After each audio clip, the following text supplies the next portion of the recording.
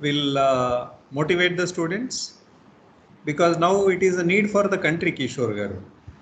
Maybe more entrepreneurs coming up, because a country like India, maybe everybody depending on a government job or a job may not be a successful policy.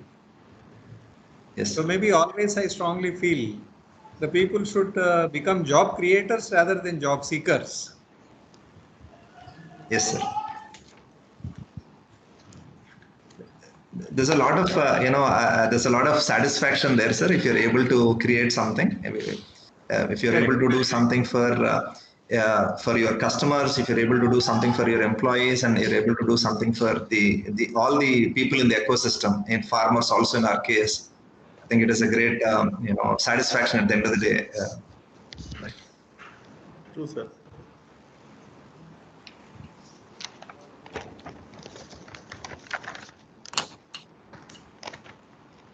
I was just now telling sir, actually, our students during Antaprerna 3, they were very much excited to listen to Dr. Kishore Garu, but because of his unavailability, we couldn't make him there. So I convinced them, and we all told them that we'll have a separate seminar from sir for 1 hour or so, because if you call him in a competition, he may speak only for 5 minutes as a guest. But we will have a seminar where he can speak 1 hour. Then they got convinced, and when this happened, they felt very happy. Mute in Thirmal Midi. Hello, am I audible? Yes, sir. Yes, sir, you're audible. Yeah. Yeah. Sir, are you able to hear me? Yes, Thirmal. Yeah. So that is what I told them to convince them. And once this webinar came across, they all felt very happy, sir. So they are very much excited to listen to Dr. Kishore Garu. Ashwini ma'am, we can start, I think. Yes. Okay. So, good morning to respected Principal Professor Y. Ashok, Bhavans Vivekananda College. Our speaker of today's webinar, Dr. Kishore Indukuri, Founder and Managing Director, Sitsfarm Private Limited. Mr. Thirmal Rao, Coordinator, Entrepreneur Development Cell, Heads of the Department, Dr. Chakravarti Sir, Head Department of Management Studies, all the faculty members, and my dear participants, which include students, entrepreneurs, and faculty members as well. I, Varala Ashwini, convener Bhavans Institution Innovation Council, feel privileged to welcome you all to the webinar Entrepreneurship 101. It is said that when life knocks you down, roll over and look at the stars. That's the spirit of being an entrepreneur. And that's how we stay hungry for innovation and positivism in business. To promote the entrepreneurship among the higher education institutions, Ministry of Education, Government of India has taken an initiative by establishing Innovation Cell with the purpose of systematically fostering the culture of innovation in all higher education institutions across the country to create employment creators rather than employment seekers. Taking this initiative forward, Bhavans Vivekananda College, under the able guidance and support of Principal Professor Y. Ashok, established Institution Innovation Council, which works in close collaboration with the Entrepreneur Development Cell and the IPR cell of the college, and aims to develop an ecosystem which fosters the culture of innovation and encourage the creative energy of our student population to work on new ideas and promote them to create startups and entrepreneurial ventures. To reach rise in enhancing students. It's not easy to be an entrepreneur, but I would like to say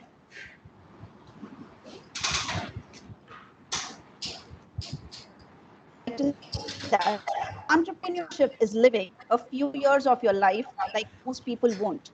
So that in the life, like most people can't sell, to please address the gathering.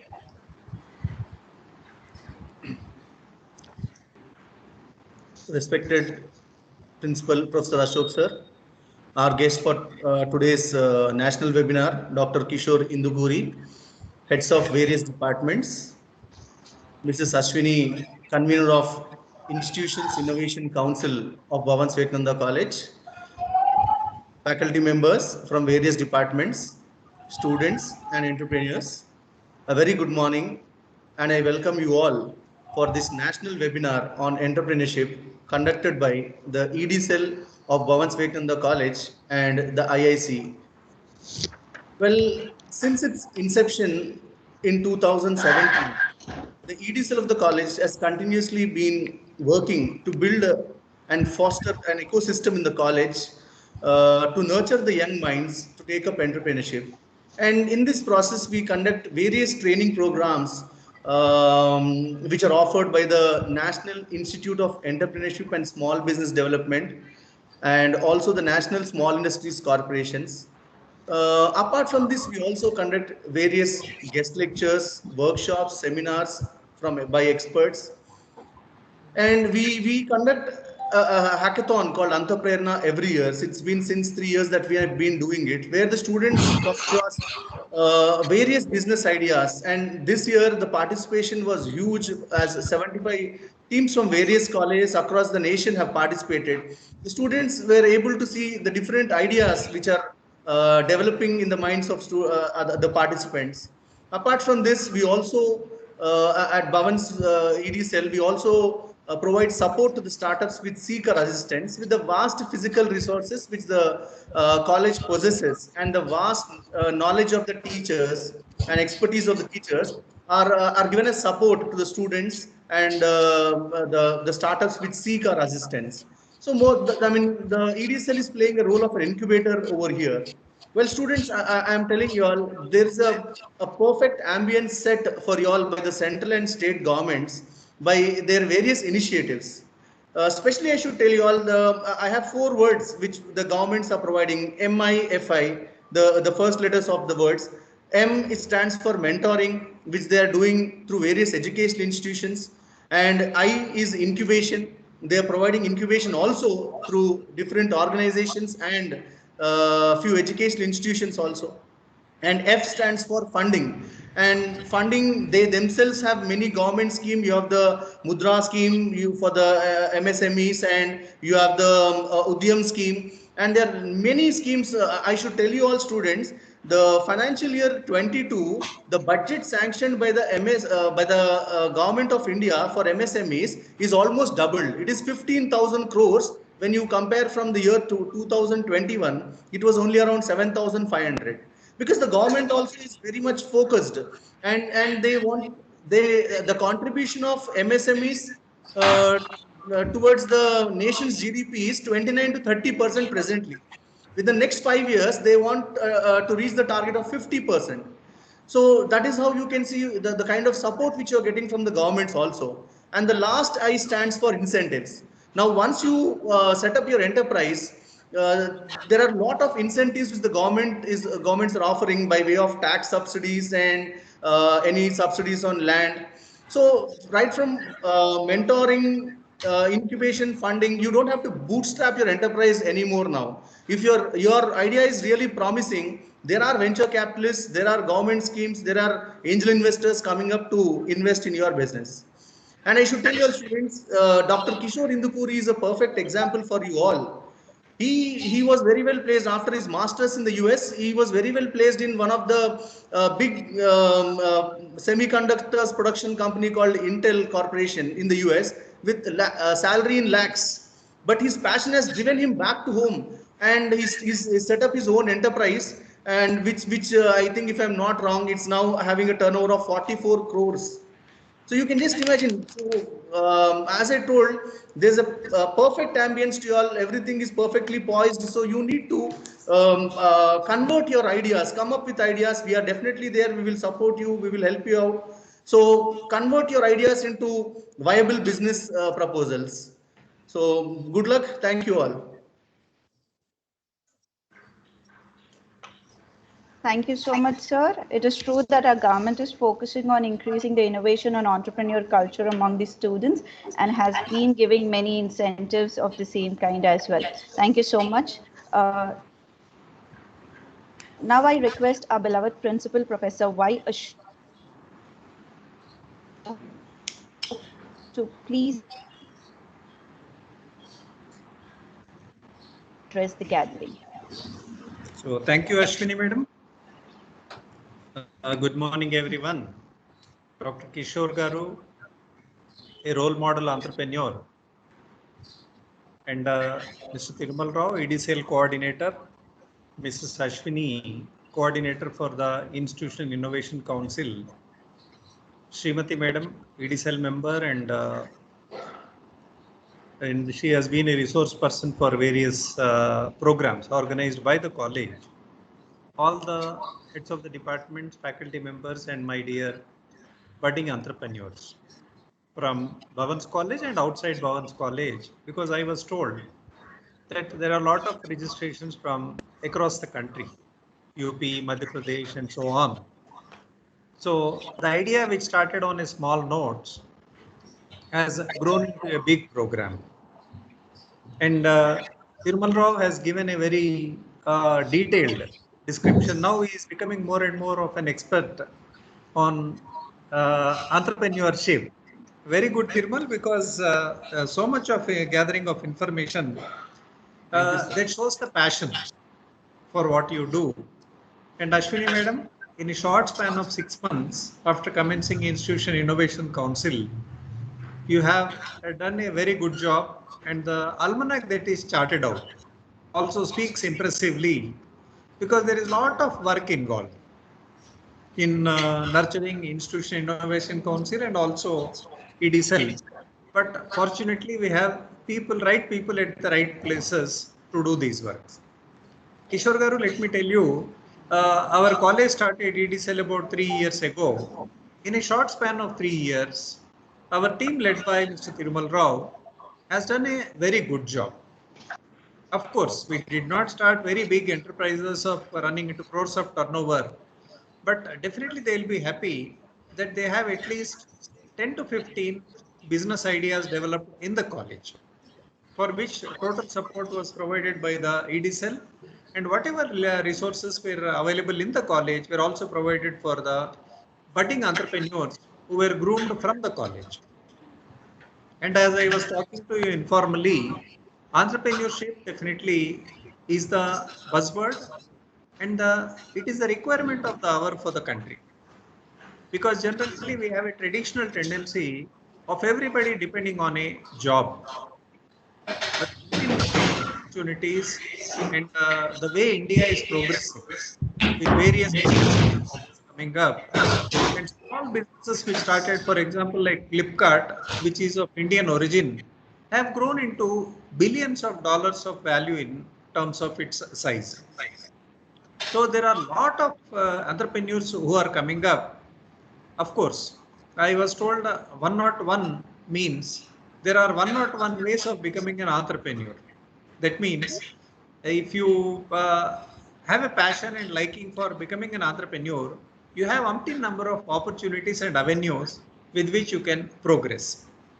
And especially role models like Dr. Kishore Garu will definitely throw more light on how an entrepreneur can progress.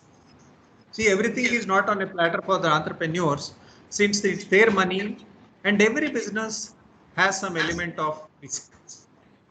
However, well you plan, there are external factors and internal factors. Definitely, internal factors to some extent we may have a control, but external factors we don't have a control at all. For example, yesterday in last Sunday's Enadu, I saw there are 7 to 8 entrepreneurs who have converted COVID as a business opportunity. COVID has its own negative side. It has harmed a lot of people, and it has affected health, and also it was fatal for many families. But they have converted the COVID situation also into a business opportunity by helping the people. And also by earning. I heard some entrepreneur was on the verge of closing down. But because of the opportunity that has come up with the COVID situation, they could make a lot of money in the situation also and do social service at the same time. So it all depends on how we look at the opportunity. That makes all the difference. You should have an innovative thinking, and you should definitely be on the lookout always for opportunities everywhere. And one thing I suggest to all the entrepreneurs is, or who have passion for entrepreneurship, is don't have this herd mentality. Don't go after the businesses which are run by many people. Every business, of course, even if you do a business which is already popular in the market, you should have your own USP. Unless and until you have the USP, making a mark in the market is very, very difficult. In the short run, it may run, but in the long run, definitely your USP makes all the difference. So thank you, Kishore Garu, for being with us on this day. And I'm sure all the participants will definitely get the benefit of your inputs in the lecture that you are going to deliver. And I appreciate Ashwini Madam for taking this initiative, and also Mr. Thirumal Rao, EDCell coordinator, for taking such initiatives even during these difficult times in the sense, especially all the students have exams now. And even teachers are occupied in some manner or other with academic activities. In spite of that, they wanted to go ahead with the schedule and complete the programs because they shows their passion and involvement for doing the activities. So best of luck, everyone, and especially participants. I am sure you will learn a lot from this interaction. And thank you, Kishore. Thank you, sir. Thank you, sir.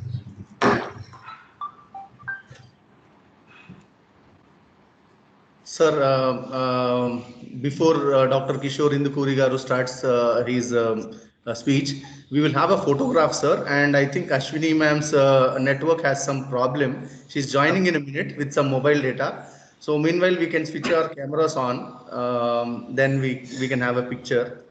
She will be joining right away. And maybe you can request all the participants also to switch on, Thirumal. Yes, sir. All those who can. Unless they are camera shy. I think we have quite a few members from our college itself, sir. I think I'll request them to switch it on. Yeah.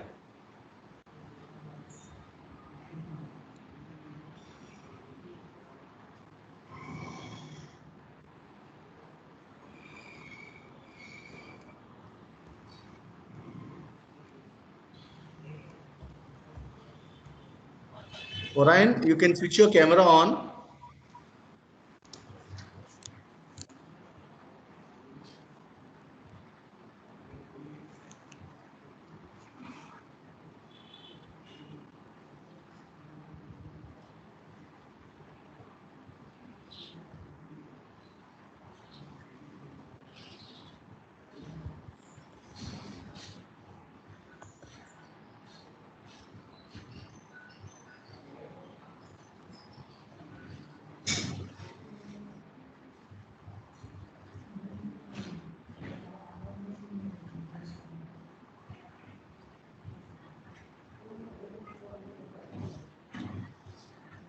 Thirumal, Ainda?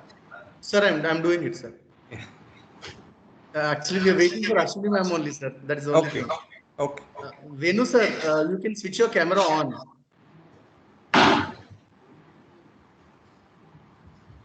Venugopal, sir, and Venu Madhav, sir. Sir, your camera is not facing you. Chakravarti, sir, you also can move towards your left, sir.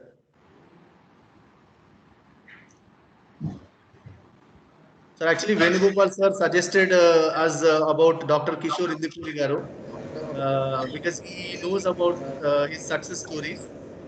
So it was Venugopal, sir, who suggested us him, sir. Very good. Yes, sir.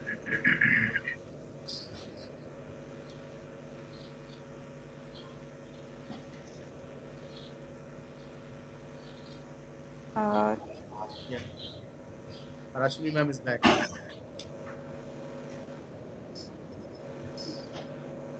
Sir, I joined.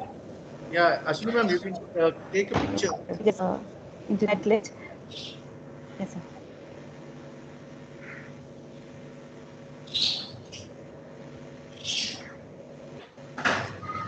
Yes, sir.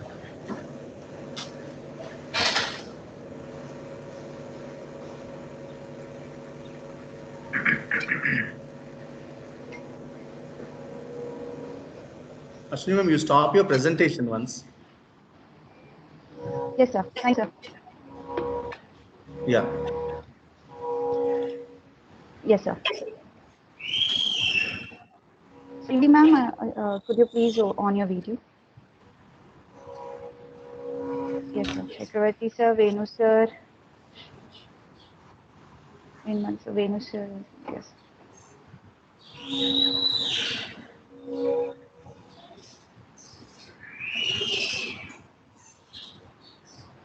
Yes, sir. Thank you, sir.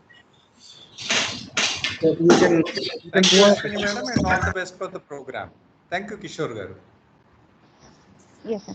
Thank you so much, sir. Thank you, sir. Actually, we So, could all the not, we best, could only everyone. achieve this with your guidance and support. Always. Thank you, sir. Thank you for encouraging us all time. Thank you, sir.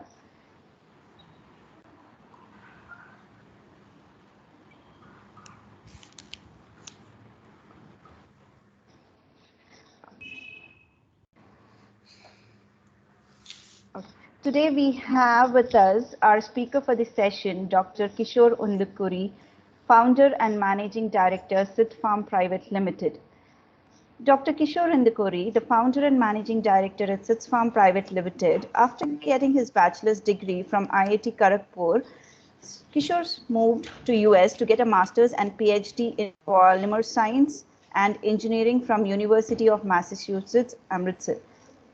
He then started his corporate career at Intel Corporation in Chandler, Arizona, US, working in various roles as quality and reliability engineer, senior process engineer, and senior materials engineer for a period of around 6 years. After that, Kishore moved back to India to pursue his entrepreneurial path. Kishore started Sits Farm with a mission to provide pure, unadulterated milk to families around him. Starting from a small dairy farm in 2013 on the outskirts of Hyderabad, supplying to a few families, Sits Farm under Kishore's leadership with 100 plus strong team now serves 15,000 households daily and impacts 1,500 plus farmers. So we are very fortunate to have you on the webinar today. So I request you to please go ahead and start the session, sir.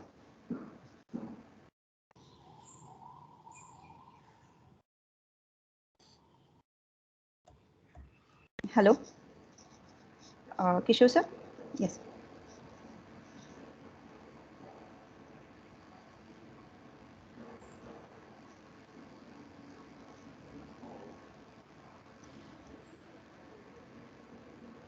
Kishore sir.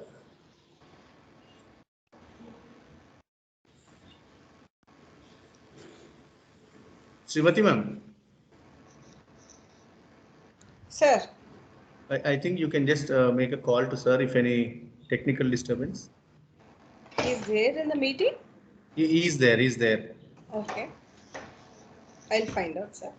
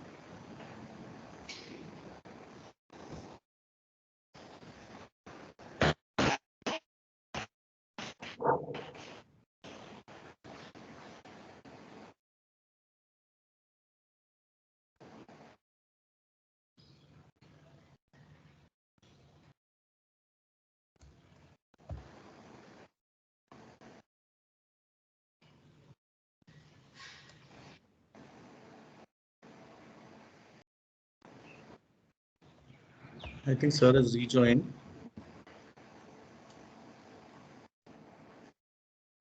I think so, sir has rejoined again. Yeah. We have to make him a presenter. Yeah. We'll make him the presenter. His phone is also not reachable. Perhaps some network issues, I think. Yeah. Yes.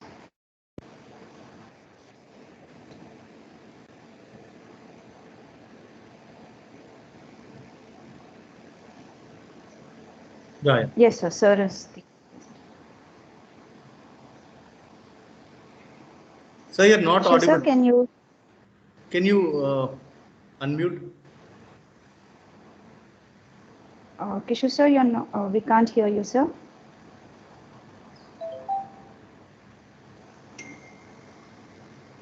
Kishore sir, we are unable to hear you.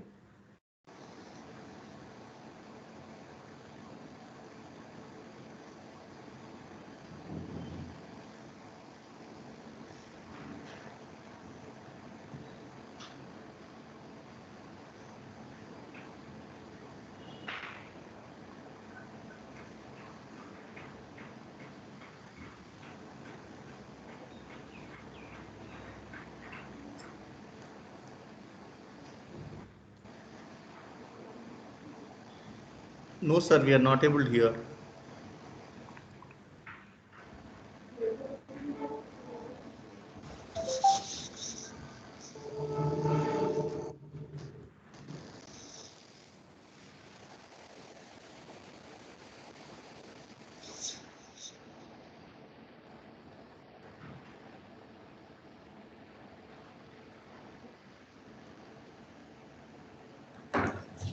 Can you hear me now, ma'am? Yes, sir. Yes, sir. Yes. Yes, sir. Okay. Sorry about that. It's all right, sir.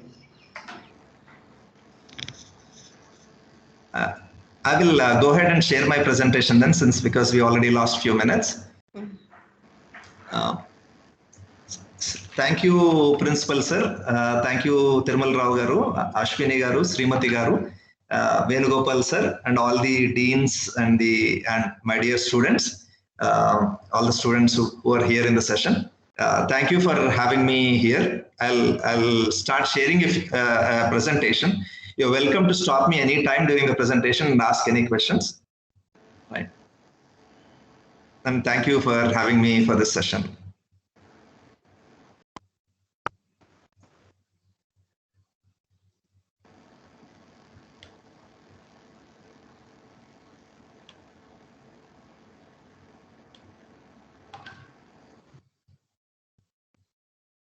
Hope you are able to see my screen. Yes, sir. Yes, sir. Yes, sir. Yes, sir. Okay. So today I'm going to talk a little bit about our journey. How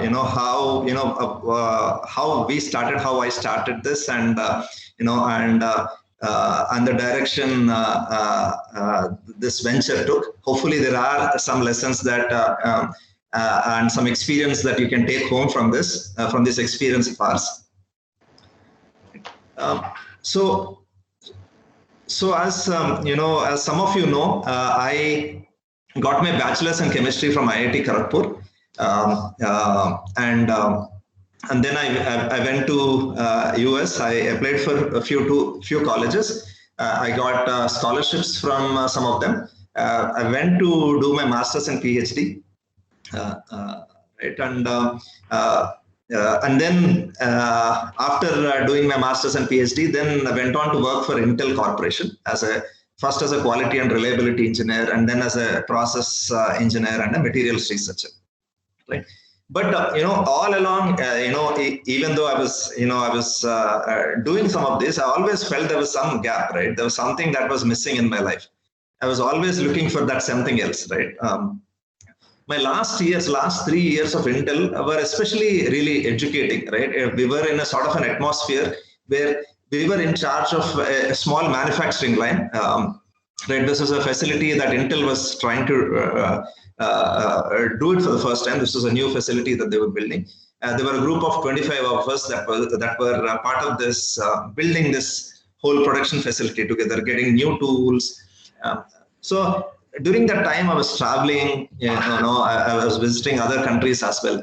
And slowly, what I always wanted to do was sort of dawning on me, right? That I wanted to do something on my own. I wanted to do something more, right, with my life. And I think one fine day, that bug, as you say, right, caught me, and I said, okay, this is the time to do it. By then we established some of our roots in the US. We had a house, decided to, sell off our house, and said, let's move back to India. My family, my wife including, was very supportive, and we moved back to India. I was looking at a couple of things. I wanted to, agriculture was something that I really liked, right? That the idea of sitting in a farm and doing something was something that was very enticing to me. It was new to me. I never done it before. I was also looking at education. I was looking at a couple of ventures. I didn't have anything concrete when I was moving back to India, right? I was talking to many people. I was getting ideas and opinions. But I decided that I had to do something, so quit my job rather than waiting for the best opportunity. I said, let's do it. We'll figure it out, right? So after about 11 years in the US, I moved back to India. So a lot of my friends joked, right? You're moving from a clean room, right? On the left, you have a picture of a clean room where an ultra clean facility where computer chips are made. So I'm sort of moving to earth, right? So to say, where you work with soil. You work with the land, and a lot of people would, were just having a joke about it. But but all of my friends, all of them wish me good luck, and there I landed after 11 years back in India with absolutely no business knowledge whatsoever. So, during this time, I was exploring a lot of things. I was talking to many people. So I'll pause a little bit before I go into the slide. So I was talking to a few retailers in the Bangalore area. We were trying to do different things in agriculture itself. During the time, dairying was talked about a lot, right? 2012, 2013, there were conferences that were happening in high-techs. People were talking about how dairy farming is the next big thing in India. There's a lot of buzz about it, right? And I put together a small business model on Excel, right? I took a small model where we would buy 50 cows, and the cost of buying 50 cows, cost of building a small shed, and then what it would, the cost of production, the cost of growing grass. We put a small business model together, and the business model said the capital recovery time, right? We put together a 50 lakhs plan, and the capital recovery time was 1.3 years. Okay, it told that you could recover whatever money invested in this in 1.3 years. So we went with it, right? We went with that plan, researched a little bit, visited a few dairy farms, one in Hyderabad, a couple in Hyderabad, I would say, couple in the Mysore area. And with that, there's a little bit of knowledge, I would say, right? In that, a lot of people told me not to do it, right? I still went ahead and do it. That was that age I was in. I just wanted to do something, on my own. I wanted to try. What I was very clear about was, as I was forming this idea, I wanted to produce good milk, right? We wanted to do good milk, and that is how. And we were looking for names. We were looking for inspiration, and the name Sid's Farm came. Then we had, our son Siddharth. He was 1.5 years then, 1.5 years then. And, we felt we needed something that would hook us to this purpose. So we thought, why not a promise from a father to his son, saying that he'll only produce the best milk possible, right? See, being from a middle class roots, honesty was always in my head, right? I never, a lot of people, when they say business means that some ethics are lost or ethics are not given priority. But in my mind, whatever I do, right? Honesty was always an integral part of it, right? And that is how we said, we'll do good milk, we'll do only good milk, right? There are already a lot of dairies out there, but this thing that we'll do is we'll produce the best milk possible, and that is what we'll give to our own family as well as to all the customers around us. we got some flyers printed. We leased a facility, right? Because whatever money I saved in my 10 years of US, I knew would not be sufficient for buying land then. So I started with a lease place, bought cows, went to Erode, Coimbatore area in Tamil Nadu, bought cows from there. And we started our first farm, right? And these are our first early pictures. Really, the land was big. The lease was not very expensive. So we started from this place and started producing milk, right? A lot of people said, right, see, dairy farming is a difficult business, but I never really understood that, right? So when we started to get down into it, right, I figured it was 365 days a year. See, you cannot not milk a cow or a buffalo. Once you have it, the cow has to be milked 2 times a day, no matter what, right? And then you work with people. This was the first time I'm ever working with a bunch of people, right? So there are labor issues. You need to work with people. Then there are animal health issues. You also have to maintain a constant level of productivity because you have to supply a constant volume, right? You cannot produce 20 liters today. Tomorrow you produce 50 liters, right? So you need at least to maintain a reasonable constant level of productivity. And a much bigger problem than all of these that we faced was when we went to sell this milk, right, in the bulk market, all we were getting was 13 to 15 rupees per liter. My business model had a production cost of around 30 rupees a liter, right? And here we were only able to sell it for 13 to 15 rupees. That's when we decided, okay, we will, we'll have to sell our milk on our own. If you look at this point here, right, see, what did we do here? We wrote a business model, and then we figured that, we need to tweak it. And we said, okay, let's tweak this business model. Let's sell it direct to the customer. In those days, milk was selling in the market, if I remember correctly, for 42 to 44 rupees per liter. That was what the cost of milk was. Me not knowing any business, I said, let me sell milk, sell our milk at the same price. So we started, our initial price that we started for our cow milk was 44 rupees a liter. We'll give pure milk at this price to our customers. We'll package it and and serve it direct, right? And we bought a small auto, and we used to milk our cows at 4 in the morning. 4 to 4:30 we would milk our cows. And then, for 4:30 to 5:30, we had a small hand packing machine. We would packet the milk. 5:30, our auto would go to the city. We would give them milk to the customers, come back, right? And then the same set of people would cut the grass. We would do whatever agriculture was needed to support the cows. And we used to do this twice a day. We would deliver morning milk in the morning, raw milk, and evening milk in the morning, right? I don't think anybody else was doing it, right? We were doing whatever we knew and whatever we knew how to survive, right? And we started doing this in 2013, right? And customers started to like the quality of milk. I would sit in apartment communities in Gachibowli, market our milk. We had few flyers printed. Flyers printed talking about our milk. It was just a 1-page flyer where we said, we grew grass this way without any fertilizers. No pesticides were used, and no injections were of any sort were given to our cows. We would put this in a thing, explain about our milk, give them small samples for customers to try, and this is how we used to market our milk. As the demand slowly picked up, this 4 in the morning became 3:30. 3:30 became 3. 3 became 2:30. At one point, we were waking up at 1:30 in the morning, right? And when we progressed to increase the speed of packing, we started with a hand packing machine. Then we went to a foot operated packing machine, which was able to pack it a little bit faster.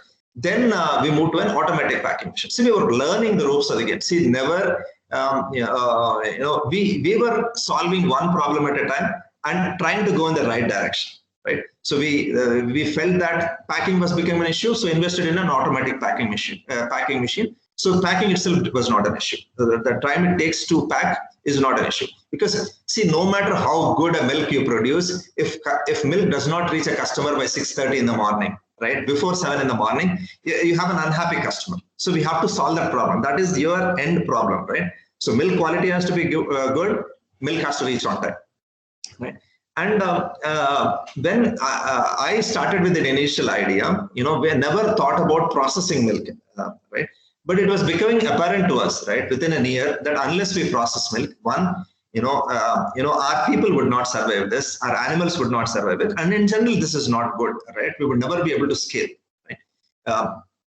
Scaling is important because unless you scale, right, the cost of milk for your customer is going to be very, very high, right? Within a year also, right? Yeah. So we started to analyze this. We started to sit and analyze this. Then, I mean, this is a language that you see in business parlance, right? We started to understand what is our value chain. There's one,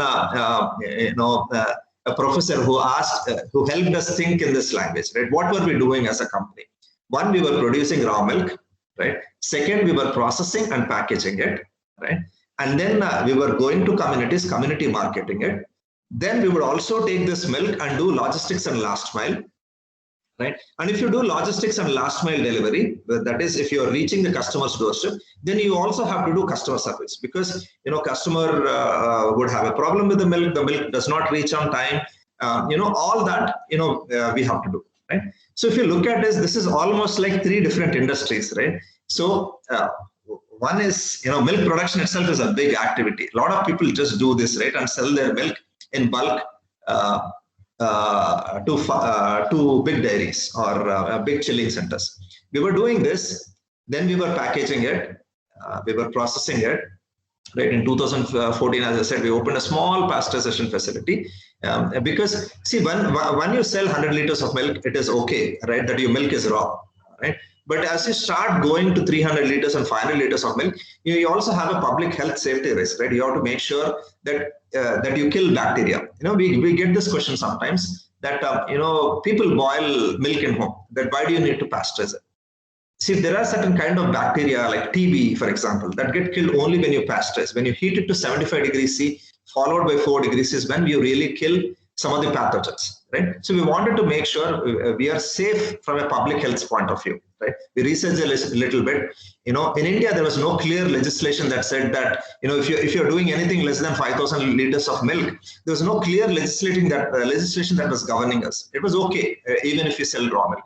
But then we said that this was important. So we invested in a small pasteurization facility. We raised some money then. See, at this point, 2015, I was all out of money, right? All the savings that I had, right? You realize how quickly it disappears, right? Because you're actually not making money. You are actually burning a lot of cash.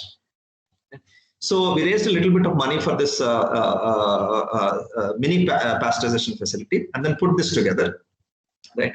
And and as I said, understanding process. It's easy to buy a machine, right? But making sure whatever good milk you put into it comes out good is also important. So you have to understand processing. You have to have the right people manning a processing facility. Then again, you need people to. This is the second job of marketing your own milk and doing the last mile delivery, right? So today, companies like Big Basket, specialize in this logistics, last mile, and customer support.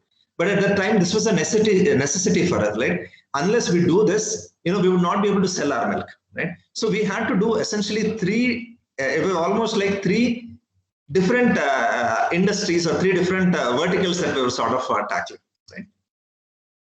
So we went out down to analyze this in a little bit of. I can wait for any questions if there are any questions.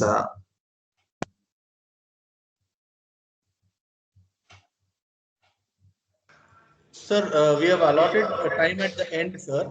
Okay. All the questions at the time. I'll then proceed, sir. Then. Yes, sir. Please.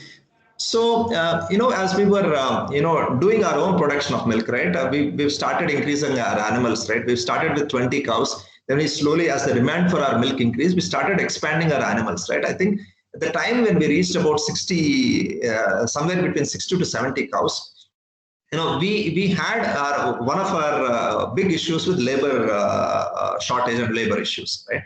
At that time, there were a group of people who said, unless you meet these conditions, we are going to leave you. We were paying them well, but this group sort of started taking us hostage, so to say, right? At that point, we took the help of the farmers around us. There were some farmers in the village that where we were operating. We asked them, why don't you come milk our cows, right? That is how we started interacting. So we went. There was a problem. We took the help of the farmers. That actually became an opportunity for us, right? Then the farmer said, okay, now you are figuring out how to sell milk. Why don't you sell our milk as well, right? And that is how we started working with groups of farmers, right? Now, one challenge, this is the advantage of this is, right? You are, once you start engaging with farmers, the advantages are, you're reducing the risk of owning all the production yourself, right? Your production risk is also a little spread out, right? You can deal better with productivity drops, right? I remember one case where, we were doing this milk production and we got hit by something called a foot and mouth disease, right? And when we were producing 120 liters of milk, 120 liters dropped to 20 liters in just under a month, right? Because foot and mouth disease, even after getting vaccinated, sometimes can be really bad for a dairy farm, right? And we got hit with it in the very early days, right? So we said, if we start working with farmers, we can deal with disease outbreak in a much better way, because your production is not all in one location, right? And we felt, any excess milk can be used for making milk products, a better return on investment, right? Because you are not putting all the capital. And the way we would be able to support farmers is, we will be able to provide better prices to them, and you can scale it a little bit faster. Obviously, social linkages are much better, right? Because you're working with more people rather than just one small entity. Now you're starting to work with a lot more people. That is when, the idea of having one model dairy farm, which is our farm, right, where we provide training and consultancy, veterinary care, and possibly feed development, and low cost ways of supplying feed to farmers. This is what happens at our model dairy farm today, right? Then the farmer network, which is monitored by our field extension officers. We have a team of 15 people today who go out and monitor how the farmers are producing milk. Then, right, the one bigger thing that we started to understand is, if you have to take milk from not just our farm, from elsewhere, how we felt milk testing was very, very important, right? So we started looking in the market. If you look at the picture here, this is actually a photograph of a National Dairy Development Board, NDDB test kit. So this is the kit that we bought. This kit cost us 4,200 rupees. We started using the chemicals in this kit to test our milk, right? And the kit was very helpful, right? But then as we started testing more and more milk, this kit was getting over in under 2 days for us, right? Whatever chemicals with it. Then we figured, okay, this is costing us, and we figured what was the cost of doing a test. It was anywhere from 10 to 15 rupees per test, depending on which test you're doing, whether you're doing a urea test, looking for urea and milk, starch and milk, it was costing us quite a bit. Then, we started pouring on a little bit of material, and we figured, Food Safety Standards Authority of India, FSSAI, has neatly written manuals, right? They're wonderful. You can pretty much figure out any possible test in milk that you want to do. There is a manual for it. There's a process for it, right? So we went to Abbott's, right? We looked at all the chemical shops that are there, bought all the reagents that we use for testing based on the food safety manuals. We bought them. We started experimenting it, and we started creating reagents ourselves, right? Today, we develop all of our reagents ourselves. The cost of our testing is less than a rupee per test, right? Especially for all the adulterants and preservatives that we test for. Today, we look for urea, sugar, salt, hydrogen peroxide, baking soda, formalin, any external skimming powder. All of these tests we can do for less than a rupee a test. This is because we were able to figure out there was a problem, right? The problem was, how can you test at a cheaper rate? And we were able to gradually, test it, right? See, ultimately in entrepreneurship, right, how you take up a problem that you have at hand and solve it is how you march ahead, right? And we, as a company, we did whatever was needed, right? Whatever problem needed to be solved, we systematically solve those problems. Okay, so this is how we expanded our own production, because this was a big problem. As we were expanding, we wanted milk, we wanted good milk, and we started enrolling farmers after making sure each can of milk that we get from them is tested thoroughly, right? Now we do a lot more testing. I'll go in the last slide, I'll go over all the testing we do on our milk today, but this is how we started with. Okay. And next, we figured this was very, very important that, we understand and master food processing, right?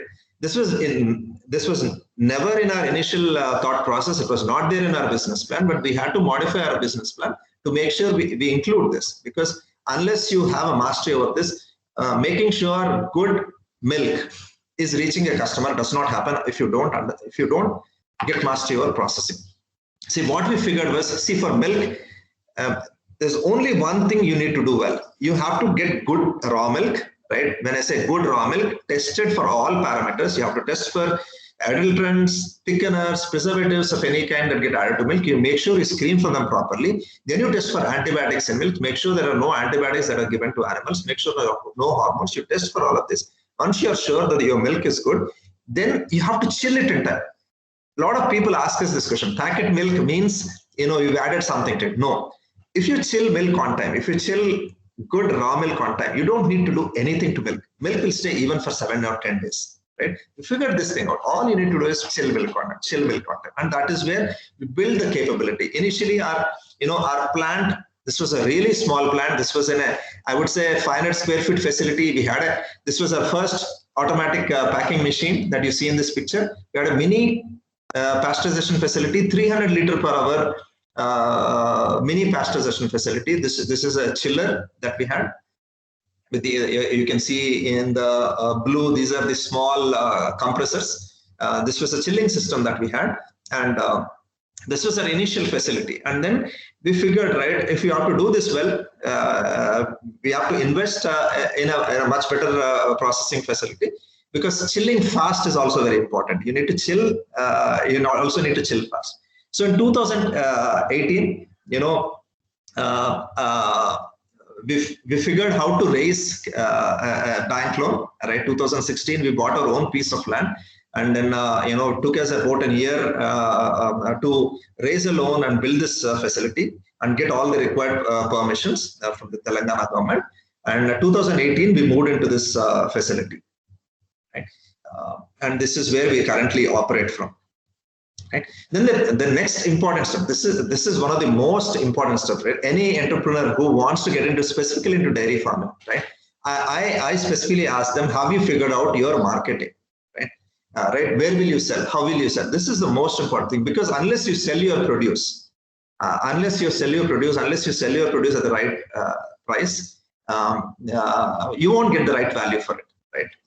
So this is what we focused on. We did a lot of community marketing events.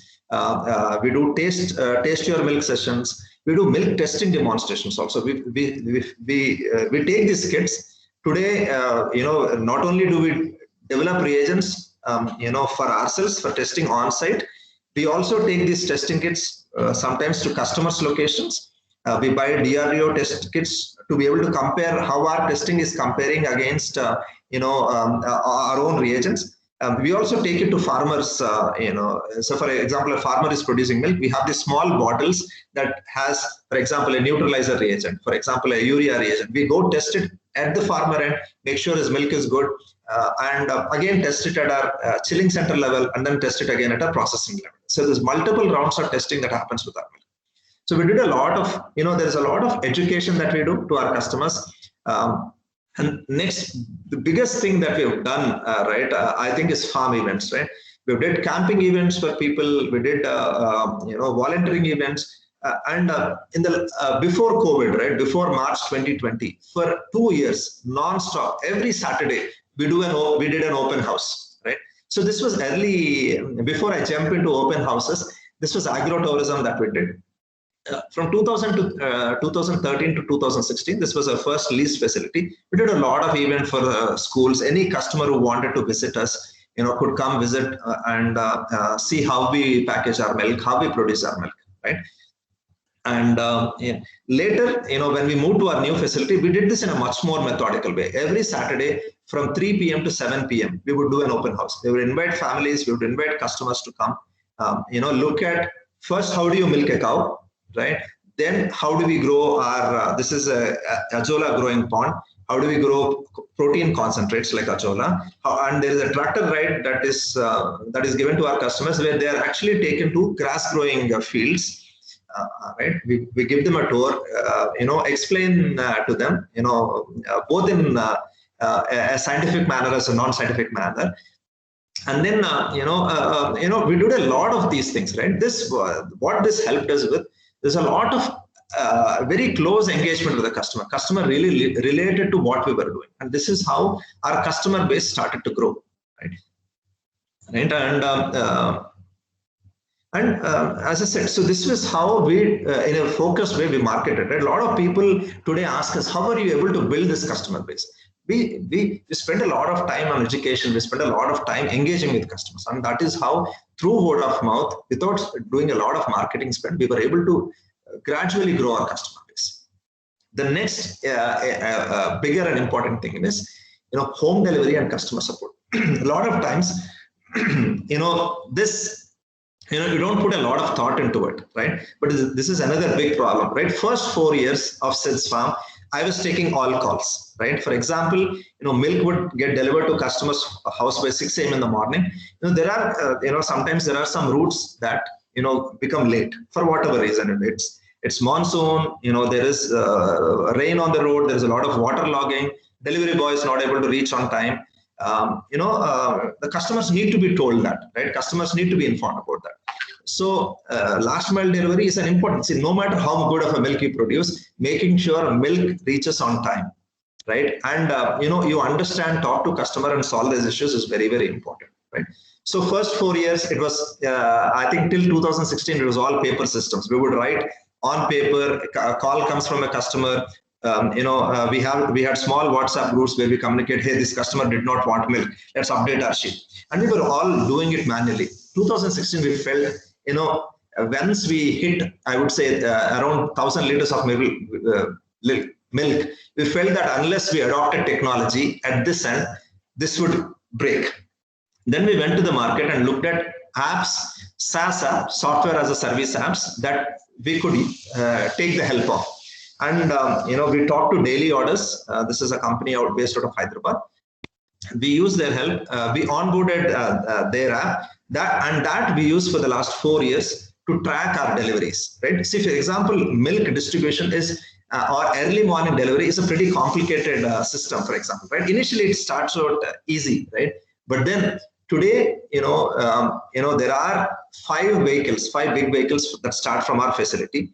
Then from those big vehicles, another set of smaller vehicles take it. And from there, around 220 delivery boys take milk from different locations, right? So tracking this all on paper is not easy, right? So we, over the last 1 year, we developed technology, right? So there was a software team, that worked on it. Now we have our own app through which we track an entire backend, right? How, handshake between a big vehicle to a small vehicle to a delivery boy happens. How much material has to be given to each delivery boy so he can deliver to end customer, right? Delivery boy has his own app. So he can open the app, he can see first he has to give to which customer, second he has to give to which customer, third. So everything is mapped in a route and delivered, right? So there's a lot of work that happens in the backend to make sure customer gets his milk content. Today we do on our own. We serve about I would say 14,000 customers daily. Right, making sure out of that there are some issues that happen. Right, there is one route where probably the customer did not get his milk content. Then we track those. Every call that we get, we track that issue again over technology. Resend the milk back to the customer if there's a quality issue. For example, milk splitting is an issue. We send the milk back again to the customer. Right, making sure the customer is still happy.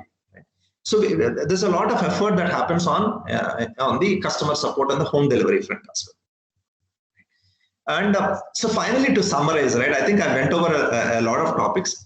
see the problem. Let me start, again talk about the problem statement. In 2012, the problem statement I had was,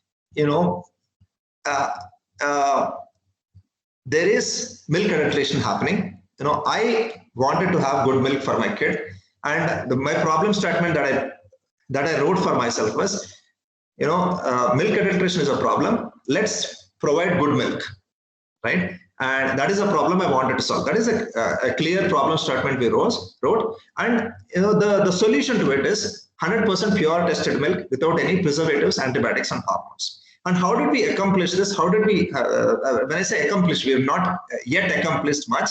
But how did we sort of started solving this? Is we started with a model dairy farm. We started engaging with customers, so started gaining customers.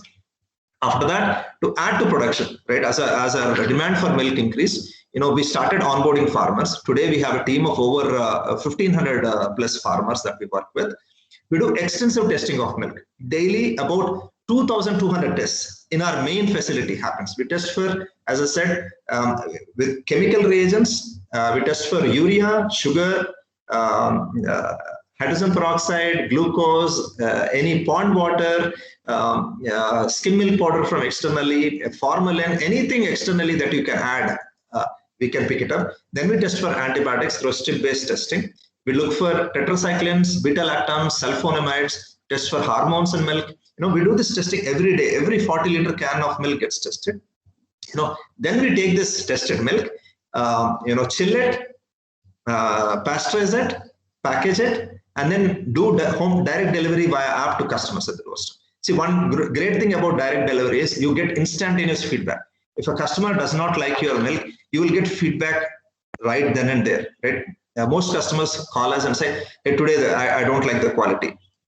Can you go back and look at and tell me why? Right? So then we understand whether is it a distribution issue, whether the package stayed outside for too long, what happened. We try to trace the history and give feedback again back to the customer. And then how are we able to do a whole bunch of these things? Through word of mouth marketing, through agro-tourism, through dairy tourism, through various initiatives, right? We are able to retain that customer trust and we are able to drive that customer trust and retain customers. This in a nutshell is, what our business is about. I'd like to stop here and take any questions that you have.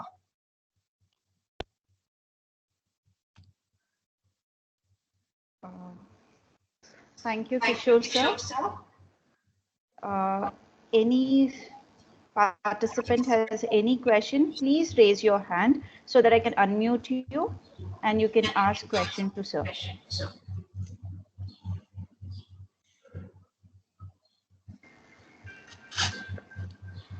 Okay. Prabhav, I'm unmuting you. You can ask questions to sir. You can unmute yourself and you can ask.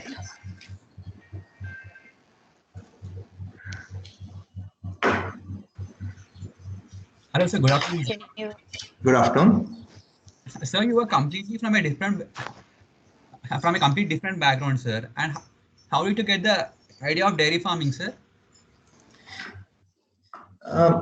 Okay, so Prabhu, so as I said, right, see, I wanted to do, agriculture was something that I always liked, right? We owned a little bit of agricultural land, right? I was always drawn to agriculture, right? And it was just, I talked to a few people, there's a lot of buzz around dairy farming. I didn't know anything about dairy farming, but I thought I would be able to do it. And I got into it, right? See, a lot of people ask me this question, right? See, if I know what I know, right, I would probably not have started maybe dairy farming then, right? But then you see, at some point you have to take a risk, right? I mean, with the information you jump into it, right? But then you gradually, one step at a time, you solve the challenges that are there, right? Dairy farming is no doubt a difficult area, right? By any means, right? It is not easy, right? It is even, I would say, sometimes tougher than agriculture because, you don't get a break. Right, you have to do it every day, 365 days, right? Right. I don't think any given day you always expect milk at your doorstep, right? So we've taken on a difficult task, but then, I'm not the giving up type, right? See, I've always wanted to, no matter what happened, right? A lot of things happened, right? I'm waiting for some of you to ask all the questions, what happened those last 9 years, right? We went through a lot of stuff, but we never gave up, right? There are tough days, but we keep fighting, right? I thought maybe I'll be able to do it. I got into it. Then I figured out it is really tough. But then, we solved all of those steps systematically. Right. And I think entrepreneurship is about that, right? You take up a thing, you get into it, right? You solve those challenges. You tune your business model and you run. And you create a team. Importantly, you convince people. You create a team around you, team that that believes in your vision. And I think in India, that is the opportunity, right? You can pick pretty much today, the opportunities, you can pick any problem today and you can make a good business out of it.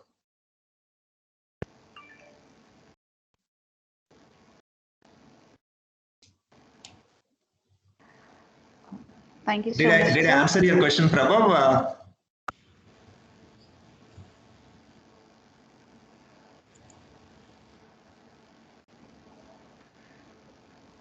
Okay. Hello, sir. Thank you, sir. Yeah. You answered my question, sir. Thank you, sir. Thank you. Okay, thank you, sir. Samrat would like to ask a question. Sir. Please go Samrat? ahead. Yeah. I have unmuted you, Samrat. You can ask a question. You can unmute yourself, Samrat.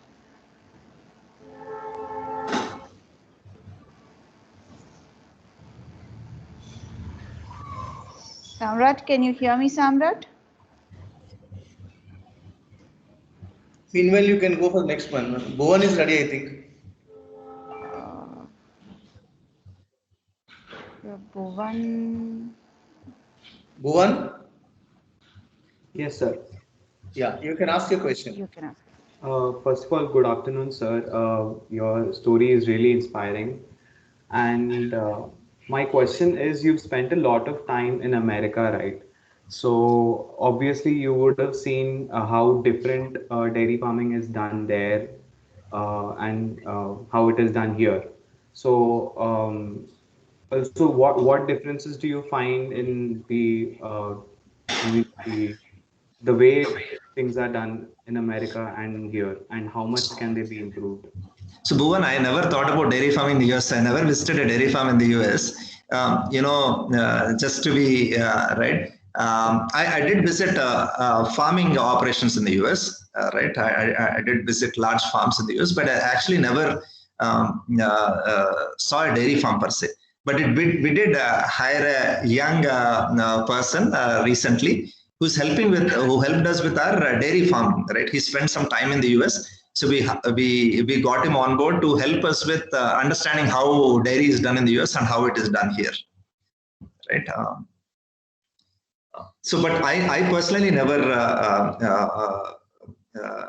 visited a large dairy farm in the US. So I'd like to highlight, because you asked this question. See, dairy farming typically in the West versus in India, right, happens differently. In West, you have large dairy farms, so to say. I think the smallest, dairy farms are probably about 100 cows, right? And the largest dairy farms are probably 10,000 cows or more, right? And there are much more, I would say, there are quite a few very large farms in the US, right? So we've actually shifted away. At SITS-Farm, we shifted away from that model of a large dairy farm, right? When we hit at one point in 2017-ish, we hit about 100 animals. Then we consciously said that we didn't want to take the approach of a large dairy farm, right? Because we felt, a small farmer was taking better care of animals than a large farm is able to take care of, right? When I say that, right, in India, a small farmer, right, takes care of their cows, right? He has 5 cows, a calf is born, they take care of that calf, right, in a much better way. When you have a large farm, right, paying attention to, all the things, right? Making sure the hygiene is maintained really well actually suffers, right? So we felt a small business, small dairy farm holding is actually better, right? Because the small farmer takes his animal for grazing, right? The animals are grazing, so they get their time to walk around. When you own a large farm, right, the grazing time suffers, right? You're not able to give a lot of time to grazing.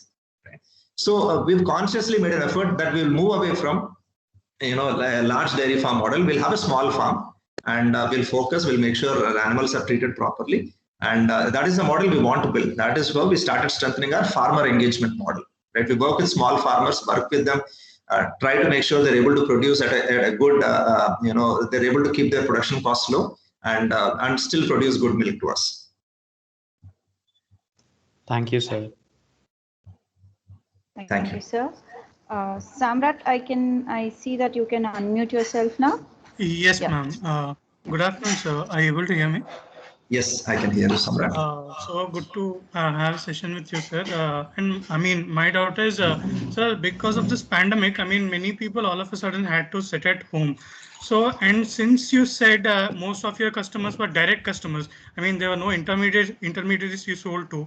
So I assume that because of the COVID, the demand might have gone up because people are at home, they consume more milk at home, and the demand would have definitely gone up for you. But at the same time, since because of the pandemic, there would have been supply chain issues, logistic issues. So the demand opportunities were there, but the means of grabbing those opportunities would have been difficult for you. So how did you, manage that situation for these 2 years? I mean, you still might be managing, right? So how are you doing that? Yeah. So, Samrat, so see, when we started in 2012, we were, I think, about 10 people, Samrat, in total for the entire operations, right? 24-acre leased farm. We started with a team of 10 people, right, including the people who deliver. Today, we are about 110 people, right? Direct people, direct employees. 220 delivery boys team, a team of 220 delivery boys. And then over 1,500 farmers. I would say close to 25 contracted vehicles of different kinds. The reason I'm saying this is, yes, during the first few days of COVID, right, when the lockdown was first announced, there was chaos, right? But, all of us, we put our efforts, we put our head to it, there was not a single day where we missed our delivery. There was a lot of chaos in the initial 1 or 2 days, but we made sure, all of us, right, got the required passes from, the police force, worked with them, right, to make sure our vehicles are able to go through smoothly. We spent all of that for our own delivery boys, right? One, we gave them assurances, right? At that time, there was COVID insurance available, so we insured all of our delivery, because delivery partners were the most exposed, right? Factory anywhere has to run. Your processing facility has to be run. If you leave aside the processing facility, it is anyway isolated, right? It is away from the city, 55 kilometers from the city. But our delivery boys are constantly exposed to customers, right? Constantly exposed to people. They also have worries, right? I'm going every day. Everybody else is sitting in the comfort of their homes, shut their homes. We had to put that trust back in them. We also did some initiatives where, one, every week we were giving them some incentives. Second, because we operated from a rural environment, we were giving them at least 2 months, we gave them free veggies and free rice, right? So that at least the delivery boys didn't have to go to market and buy rice and veggies, right? So we thought, though it was a small gesture, we thought that it was important, that it puts the confidence back in them, that it is okay, we are there, right? So we did several such initiatives, and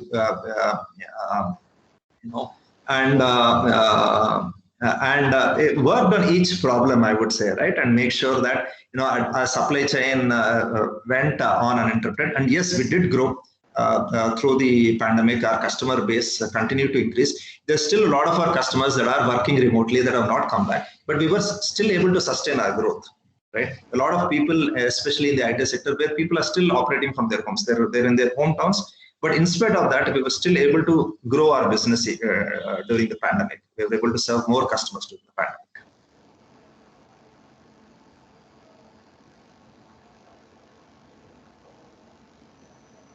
Nice to hear that, sir. I mean, really good moves. I mean, taken for the betterment of your delivery persons. Yeah, thanks for the answer, sir. And these initiatives, don't always come from me, right? These come from our team of people, right? See, what we believe in is, we are producing good milk, right? We truly believe India produces the best milk in the world, right? If only we can test milk, right? There is that probably 1% of milk that needs to be tested, screened out, rejected, right? Take that good milk, chill it in time, and see that vision is what our team believes in, right? We all believe that we are part of the system that is producing the best milk possible, right? I think if you can take this, probably give it to your people. All the people rally up around this cause, and hopefully, and the best ideas of how to solve each of these issues come from them. True, sir. Thank you, sir. We have a question from Sri Lalita. You can unmute yourself, Peter. Yeah, ma'am. Yeah. Good afternoon, sir. Myself, Lalita. Sir, why didn't you get an idea of starting a business at US, sir? Why only in India? India is a lot more fun, Lalita. Lot more problems to solve, right? Yes. See, I mean, see, in US being a developed country, right? A lot of the problems are already solved, right? For example, yeah, maybe we could have started an organic dairy there, but there are already people doing it, right? The US, I would say, if I can count at least 10 good organic companies that are already operating in US. But when I moved back to Hyderabad, right, I felt that, there was no, one strong player in Hyderabad, right? Mm-hmm. So that was focused on, so we felt there was opportunity, right? Like when I say that, like that in every field today, right? I think that the quality produce or good produce, right? I think there are opportunities there. US, probably some of these problems are already solved, right? At some point it dawned on me, right? The only way, right? We always sometimes say India, this is not happening, India, that is not. The best way to do it is being here, right? If you